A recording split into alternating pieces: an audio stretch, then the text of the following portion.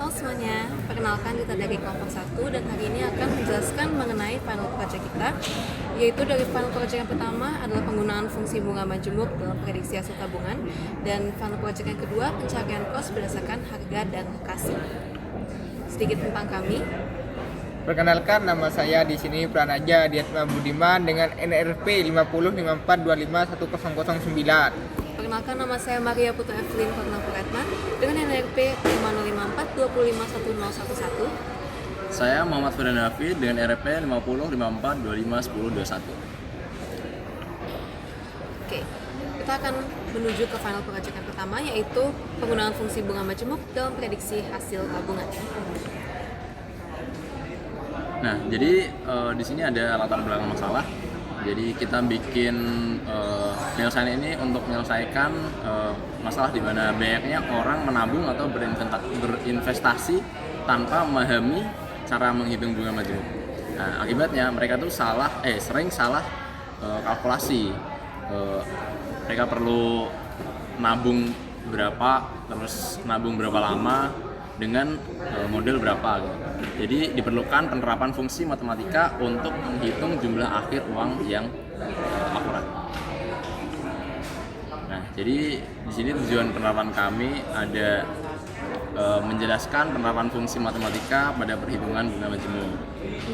Terus ada membuat model fungsi untuk menghitung jumlah uang akhir berdasarkan variabel yang diberikan. Manfaatnya membantu pengambilan keputusan dan menabung atau investasi. Lalu memberikan gambaran nyata penerapan fungsi matematika dalam kehidupan, dan yang terakhir menambah pemahaman tentang konsep pertumbuhan eksponensial dalam dunia finansial. Selanjutnya mengenai beberapa perumusan yang akan digunakan pada fungsi yang kita punya.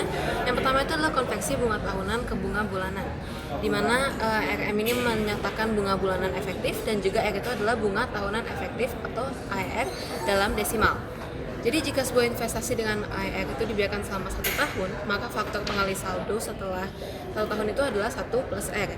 Dan jika kita ingin membagi penggandaan itu menjadi 12 sebagai ada yang identik, maka dengan compounding setiap bulan kita harus mengakarkan fungsi tersebut dengan 12 dan juga dikurangi 1. Lalu selanjutnya ada perhitungan saldo setiap bulan, di mana SK adalah saldo akhir bulan ke K, SK-1 adalah saldo akhir bulan sebelumnya, dan juga RM adalah bunga bulanan efektif dan PMT cicilan bulanan. Dari gabungan kedua rumus tersebut, maka terdapatlah saldo akhir, yaitu SN sama dengan P dikali 1 plus RM pangkat N plus PMT atau cicilan tadi, di mana N itu adalah 12 dikali T, jadi total bulan, dan T adalah durasi dari tahun. Nah, di sini ada notebook dan web dari fungsi matematika yang sudah kita buat ini. Kita lihat ke Google Colab terlebih dahulu untuk code-nya sendiri.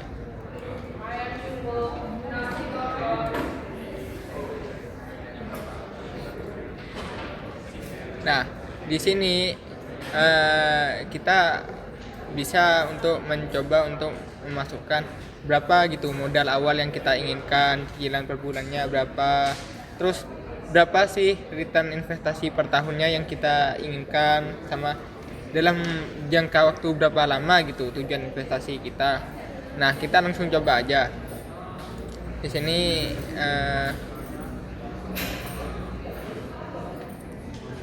Di sini masukkan modal awal. Kita modal awal butuhnya berapa?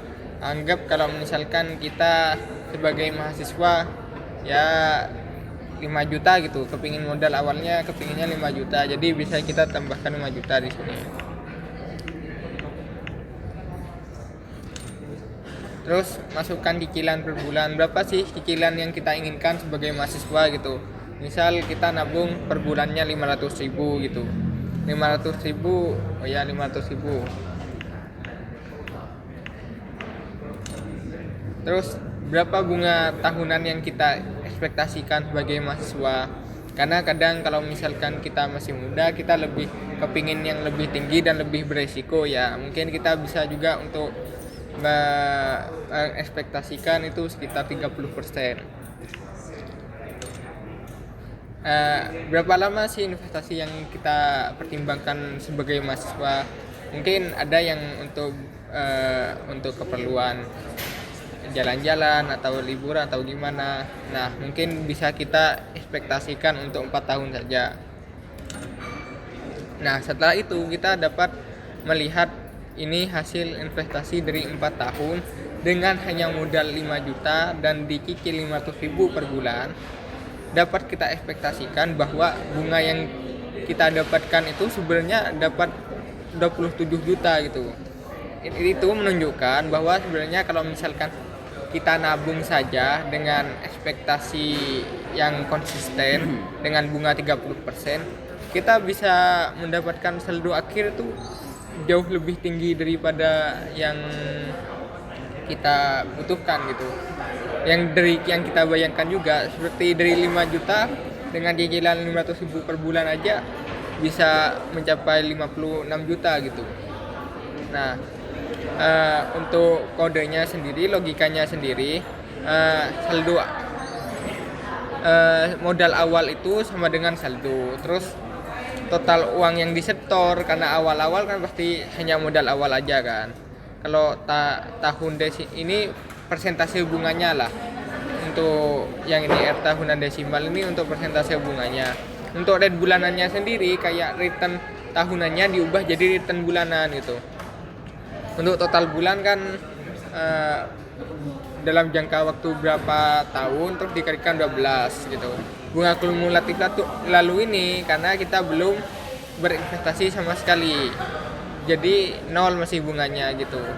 Nah, di sini tuh kita bisa untuk mengharapkan perhitungannya ada di sini. Misalkan bunga bulan ini, karena di bunga bulan ini belum nyetor lagi, saldonya dikali return per bulannya gitu. Dan setelah itu baru diupdate kayak saldonya ditambah bunga bulan ini sama saldonya ditambah cicilan bulan ini, terus total uang yang disetor itu kan berarti kita akan nyetor lagi 500.000, berarti uang yang sudah disetor tuh 5.500.000 gitu. Nah, untuk laporan tahunannya kita hitung secara sebanyak 12 tahun lah. Misal di sini sudah bulan ke-12. Kalau sudah bulan ke-12 itu sendiri kita ngitung sudah berapa sih itunya apa yang kita dapatkan gitu. Nah, itu untuk yang bunga majemuk. Mungkin dapat kita lihat website yang kita buat seperti ini.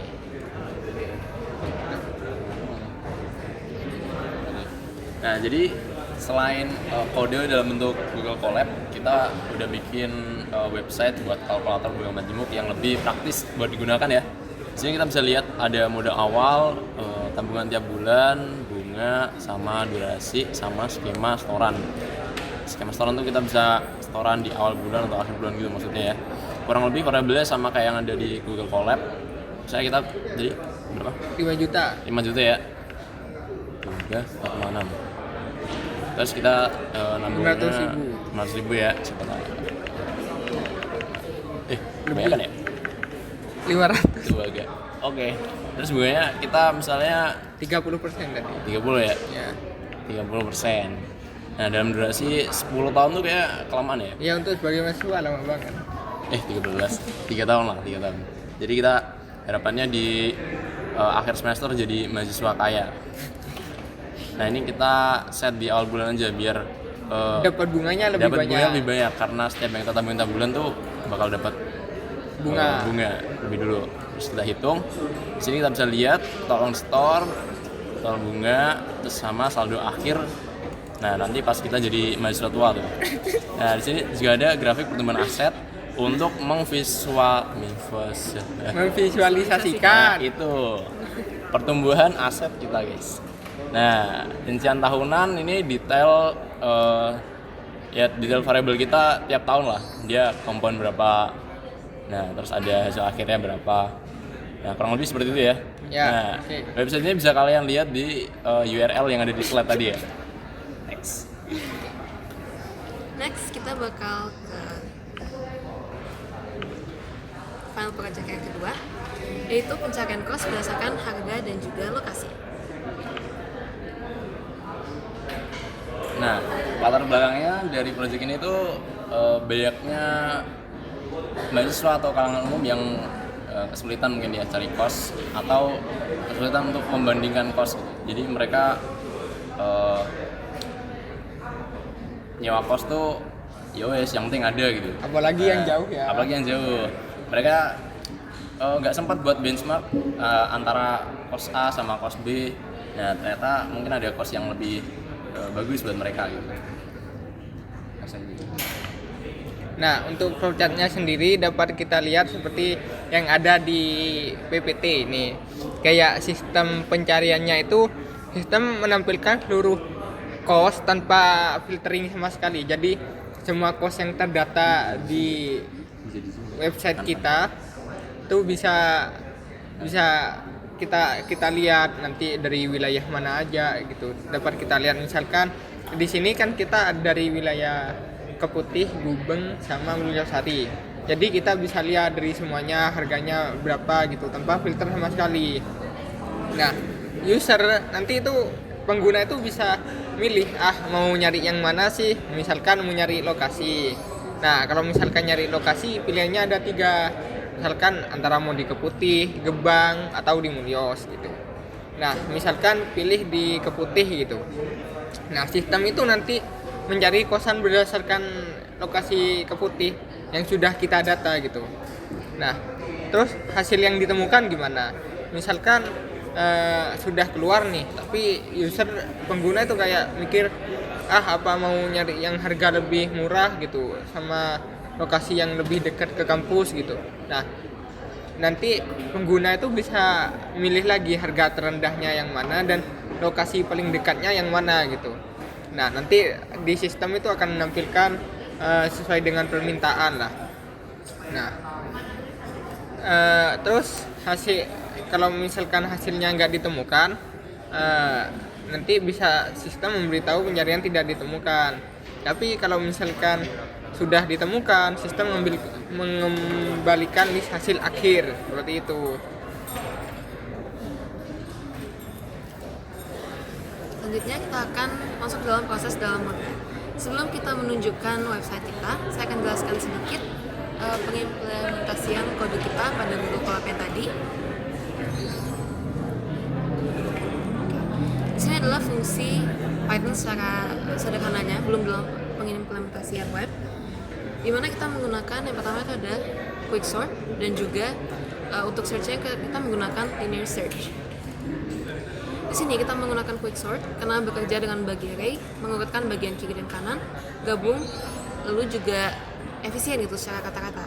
Lalu untuk algoritma searching-nya kita menggunakan linear search, yaitu menelusuri satu persatu elemen dalam daftar dari awal hingga akhir. Linear search ini sederhana, fleksibel, dan bisa cari semua kecocokan. Di sini proses quicksort-nya di mana kita membagi pivot menjadi kita membagi array-nya menjadi 2. Bagian kanan dan bagian kiri, lalu akan ada rekursi yang akan mengulang proses pengurutan di antara bagian kanan dan kiri sampai akhirnya semua bagian itu terurutkan. Lalu di sini kodenya adalah kode untuk menampilkan hasil. Dan di sini adalah kode untuk linear search yang tadi, di mana kita menggunakan algoritma linear search untuk proses pencarian utama. Jadi di sini kita bagi menjadi 3 mode.